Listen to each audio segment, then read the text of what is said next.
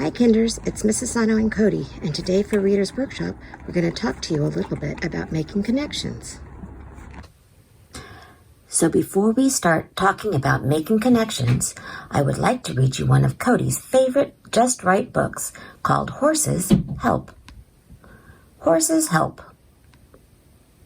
It's fun to pet a horse.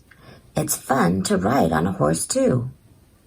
Long ago, horses helped people go from here to there. Horses help people pull things. Horses still help people. Horses help cowboys move cows. Big horses help move logs. Horses help move people. Some people ride horses for fun. Some people ride horses to jump.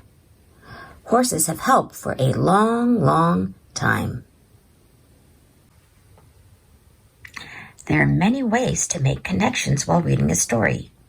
Today, we're going to focus in on making connections from text to self. This is where the reader is reminded of a similar person, setting, or event in his or her own life. Were you able to make any connections while reading the story, Horses Help? Have you ever ridden a horse before? Have you ever pet a horse? If you have, then you made a connection. I made several connections to the story Horses Help. The first connection I made was to my horse Cody. He loves to run and play. Another connection I made was the fact that I love to ride Cody. He's a lot of fun to ride.